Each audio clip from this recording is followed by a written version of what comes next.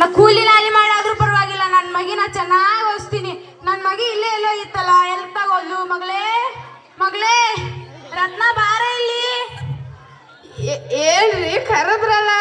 ನಾನು ನನ್ನ ಮಗಿ ನೋಡಕಂತ ಸ್ಕೂಲ್ ಹೋಗಿದ್ದೆ. ಹೌದೇನ್ರಿ? ಹೌದು, ನನ್ನ ಮಗಿ ಆಟದಲ್ಲಿ ಪಾಠದಲ್ಲಿ ಎಲ್ಲದರಲ್ಲೂ ಫಸ್ಟ್ ಅಂತೆ. ಹೌದೇನ್ರಿ? ನನ್ನ ಮಗ ಆಪತಿ ಚೆನ್ನಾಗಿ ಓದ್ತಾನ. ಇಲ್ಲೇ ಎಲ್ಲ ಆಡ್ಕೊಂಡಿದ್ದು ಇರಿ, ಕರಿತೀನಿ. ಗೌರಿ ಗೌರಿ ಇಲ್ಲೇ ದಿನವ. ಅಯ್ಯೋ ಅಮ್ಮ ಆಶೀರ್ವಾದ ಮೇಡಮ್.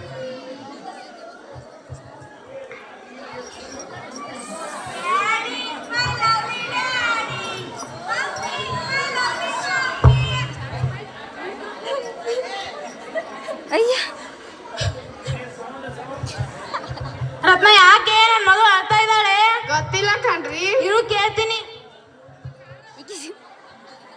ಯಾಕೆ ಮಗಳೇ ಅಳ್ತಾ ಇದೀಯಾ? ಅದೇ ಇನ್ನೇನ್ ಮಾಡ್ಲಿ, ನಮ್ ಕಾಲೇಜಲ್ಲಿ ಎಲ್ಲರ ಹತ್ರನೂ ಮೊಬೈಲ್ ಇದೆ, ನನ್ನ ಹತ್ರ ಮಾತ್ರ ಸ್ಕ್ರೀನ್ ಟಚ್ ಮೊಬೈಲ್ ಇಲ್ಲ.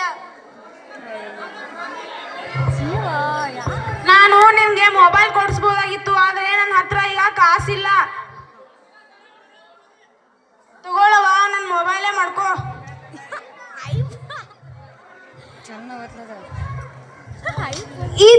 ಈ ಸ್ಕ್ರೀನ್ ಟಚ್ ಈ ಕೀಪ್ಯಾಡ್ ಮೊಬೈಲ್ ತಗೊಂಡ್ ನಾನೇನ್ ಮಾಡ್ಲಿ? ಇದ್ರಲ್ಲಿ ಟ್ವಿಟರ್ ಇಲ್ಲ, ಇನ್ಸ್ಟಾಗ್ರಾಮ್ ಇಲ್ಲ, ಯೂಟ್ಯೂಬ್ ಇಲ್ಲ. ಇದನ್ನ ತಗೊಂಡ್ ನಾನೇನ್ ಮಾಡ್ಲಿ? ತಗೊಂಡ್ ನಿನ್ ಮೊಬೈಲ್.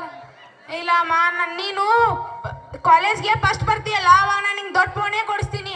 ಆದ್ರೆ ನನ್ನ ಹತ್ರ ಈಗ ಕಾಸಿಲ್ಲ ಕಣವ್ವ.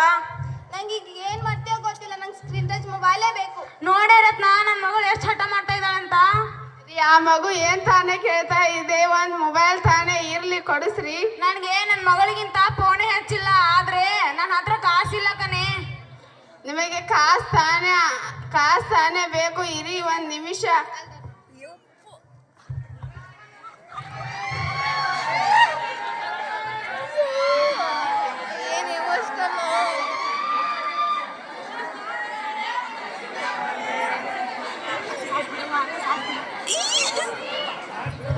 ಈ ಒಡವೆನೆಲ್ಲ ಅಡವಿಟ್ಟು ಆ ಮಗಳಿಗೆ ಒಂದ್ ಫೋನ್ ತಂದು ಕೊಡ್ರಿ.